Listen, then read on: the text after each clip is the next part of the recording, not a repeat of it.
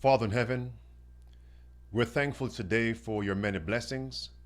We have gathered here to receive revival and reformation.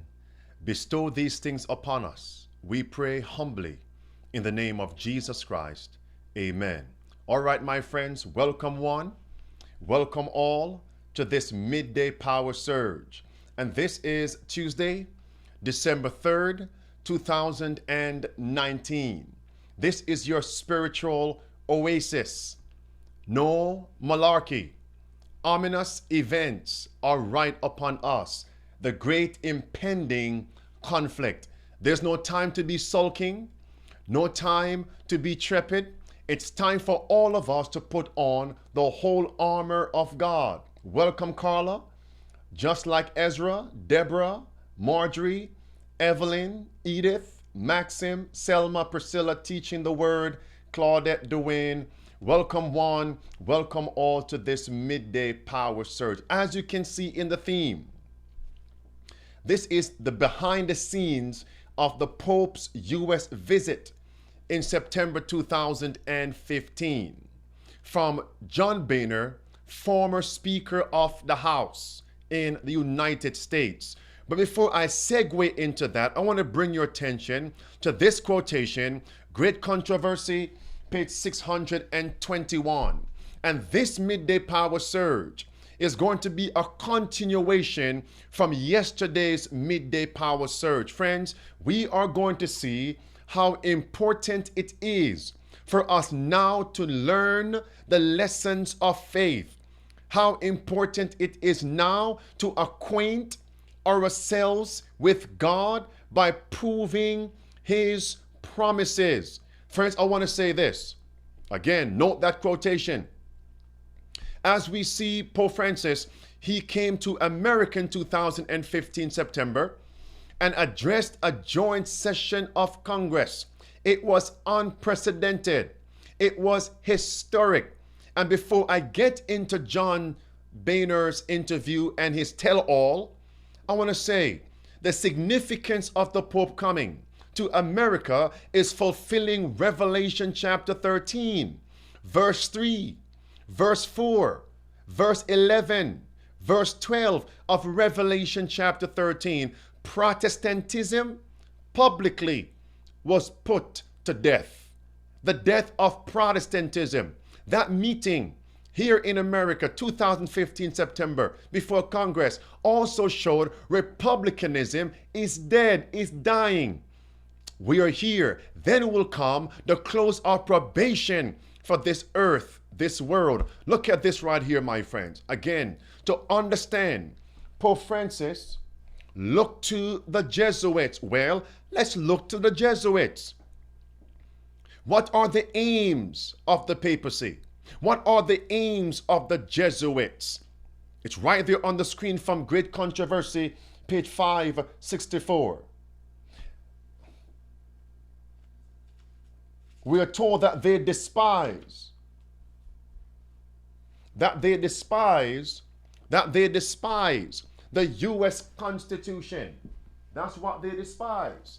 The U.S. Constitution. Despise our liberties. There it is. And even the Pope says freedom of expression has limits, my friends. Has what? It has limits. Freedom of expression has limits. Looking to the Jesuits. There it is, my friends. Personal religion. Religion should not be confined to personal conscience. There it is, my friends. And notice, even Abraham Lincoln, what would he have said if the Pope had come to America and addressed a joint session of Congress? He says the American people should drive the Jesuits away from America. They despise our most sacred rights, liberties. There it is, my friends. With their first Pope, Jesuits are making a comeback. Comeback for what is the question? Great Controversy, page 235. What are their aims? To shape the policy of nations and to bring back a revival of popery. But what happened in the old world? that led the Pilgrims and the Puritans to come to the New World America and establish this nation on those two grand principles: religious freedom and civil freedom. Who were they fleeing from? Popery. And now we have opened the gates and allowed popery to find entrance and to establish her dogmas and policies here in America. What are their aims? There it is, my friends. Her aim is to regain control of the world. Great Controversy, page 565. And to undo all that Protestantism has done, and to reestablish persecution. To regain control of the world is the aim of Jesuits and Papists. Look at this headline. Headline: Pope Francis wants to be the president of the world, to lead in global conversation. Revelation 13 verse 3 and verse 4. All the nations shall wander after the beast. Pope Francis was crowned the people's pope on that mission to America in 2015. John Boehner, Nancy Pelosi invite Pope Francis to address Congress. All right, friends, there it is again. Even then President Barack Obama said in blue words, I can't wait to host Pope Francis, that Jesuit Pope. Look at the statement from Great Controversy, page 580.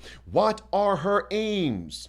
Jesuits and Papists: to insinuate herself into the affairs of nations. Look at the last phrase. Once she gets a foothold, and she got that foothold publicly September 2015, even at the ruin of princes. Who are princes? Presidents, prime ministers, congressmen and women, Supreme Court justices, even at the ruin of princes and people. And even though they have a blameless exterior, what is hidden? Oh, my friends, the deadly venom of the serpent to bring back popery in control. Let's take a look now. America Magazine, December 2nd, 2019. John Boehner has no regrets. What? John Boehner has no regrets to invite and have a Jesuit Pope address a joint session of Congress. He has no regrets.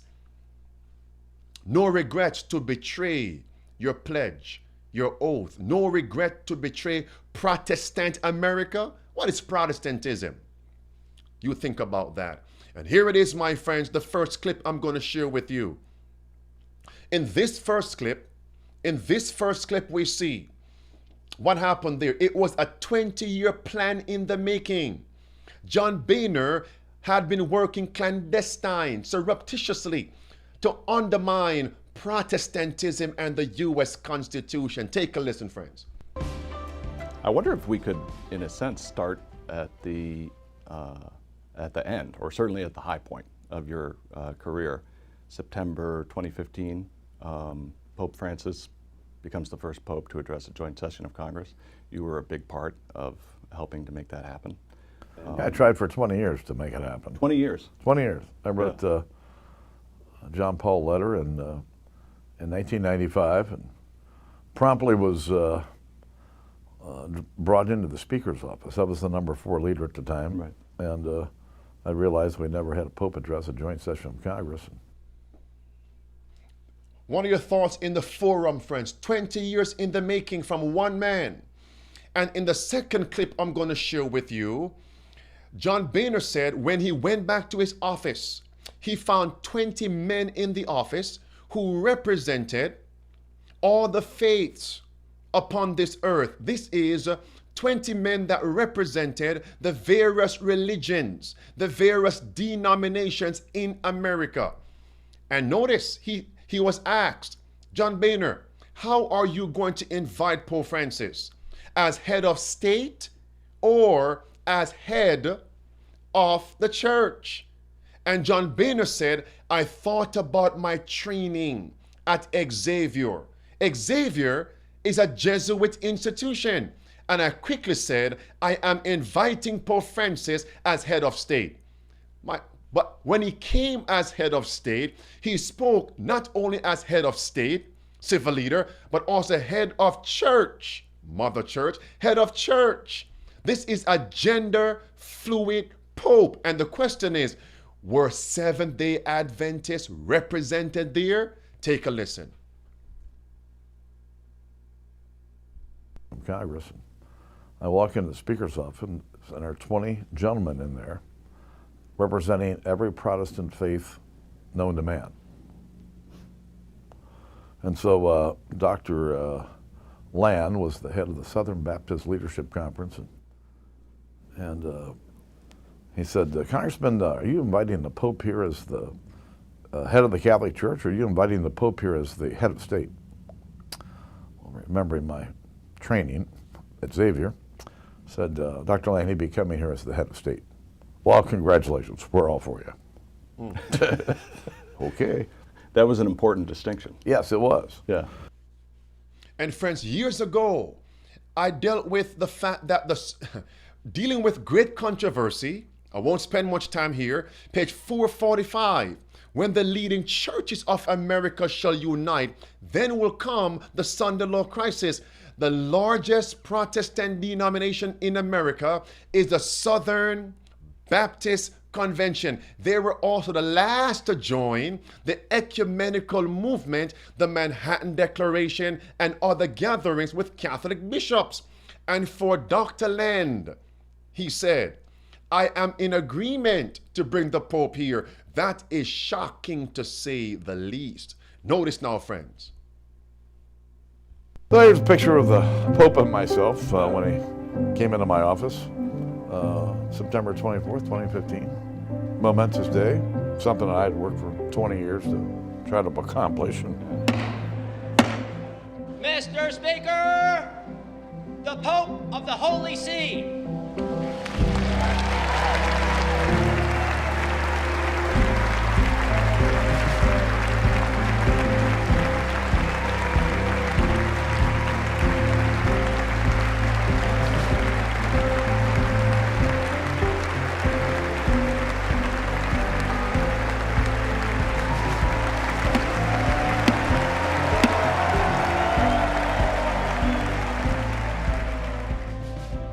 Privilege and distinct honor of presenting to you Pope Francis of the Holy See.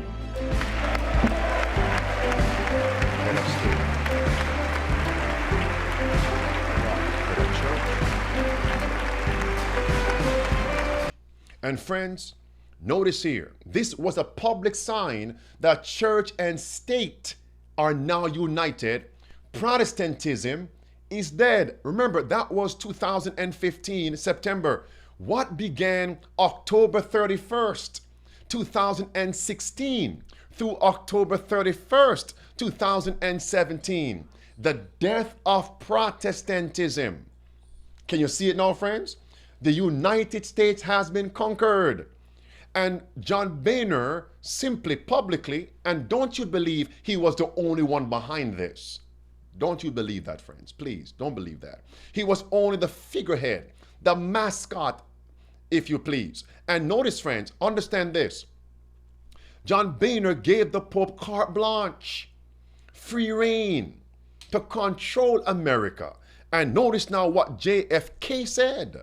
What would John F. Kennedy had said? And within 24 hours of John Boehner doing this, John Boehner resigned. His mission was accomplished.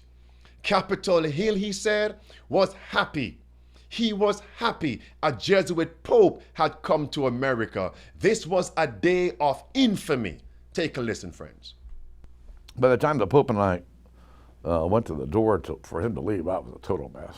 And you know, within 24 hours of that, you announced your resignation from Congress. So we had a bunch of guests in town, and we had a big luncheon in the office, and all these guests came, and they all left, and my phone kept ringing, members calling, Democrats, Republicans, House, Senate, and I looked up about the middle of the afternoon, and I thought, you know what, I've been here 25 years, and I don't think I've ever seen the Hill happier than it was that day. So I was going to leave at the end of the year, and I was going to announce it in November. I kind of wandered down to my chief of staff's office and I said, you know what? It's not going to get any better than this today. I'll just do this tomorrow. I went home and... You know, friends, September 25th, 26th, 2015 shall be a day of infamy. It shall live in infamy according to U.S. history and Bible prophecy. Do you think John Boehner knew what he was doing? If he is guilty, if he knew exactly what he was doing, John Boehner is a villain. John Boehner is a modern day Judas Iscariot. What he did was atrocious, contemptible, destroying the principles of Protestant America, republicanism, based on Revelation 13 and verse number 11. 2 horns like a lamb, but the Bible told us America will speak as a dragon. Revelation 13, 15 through 17 tells us how she will speak as a dragon. Revelation 12, verse 17 also tells us how she will speak like a dragon. Take a look at this clip now, my friends. John Boehner, Joe Biden sat there behind the Pope. By the way, notice 2/3 of Congress are Catholic. Think about that. 2/3 of Congress are Catholic. I'll come back to that. And here we have in this clip, showing us, my friends, that Catholicism trumps political parties. Listen. They were shocked. Yeah, they were. Oh, yeah, nobody expected it. Were they shocked by the news or the timing or both? Both. Yeah. Yeah, I didn't have any idea. So you had made a decision to resign, but your decision about the timing of the announcement was really influenced by the Pope's visit. Yeah, it was the happiest day, 25 years I served in Congress. When the Pope was addressing Congress, you were sitting next to Joe Biden. Yes.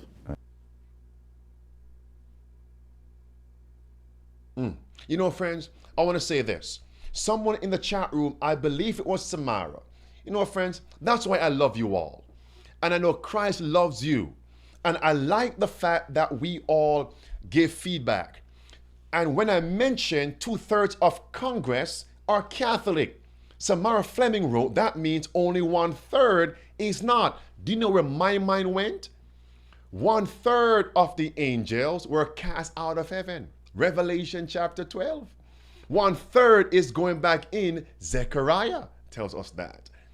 The remnant is going to be faithful. And do you know that there are a few congressmen and women who are holding back the winds of strife even now? We are told that in Testimonies Volume 1. We are told that in Great Controversy. We are told that in Volume 5. I'll come back to that. Look at the screen right here, my friends. Listen.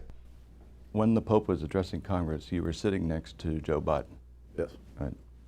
Men from 2 different political parties, 2 different political perspectives, but both Catholic, right? Both people of faith. Joe and I could have worked anything out. Yeah. On any subject. Yeah. You know, he was a moderate Democrat. I was a conservative Republican, but I wasn't crazy. Yeah. But he and I knew each other, liked each other, and we resolved all kinds of things. And frankly, there's nothing we couldn't resolve. I wonder why. And here we have the Pope saying common good has become global. What about Marco Rubio? Marco Rubio is a what? GOP, Republican. But as you can see, he's pushing common good capitalism. Catholic faith trumps political parties. Notice here, friends. So you may have Democrat, you may have Republican, but Roman Catholicism trumps all. No pun intended. So who are you voting for? Vote for Jesus. Notice what this says. Crux News, for Republican candidates, it's better to be with the Pope than against him. Notice, Great Controversy, page 580, says, my friends, Roman Catholic leaders who take the oath to the Roman Catholic Church, they are instructed to hold themselves as bound in allegiance to the Pope. Whatever their nationality or their government, they are to regard the authority of the Church as above all other. And even though they might take a pledge of office to honor the U.S. Constitution, the mere fact that they are in secret societies, Jesuit societies belonging to the Roman Catholic Church, those oaths to Catholicism, Jesuitism supersede their pledge of office.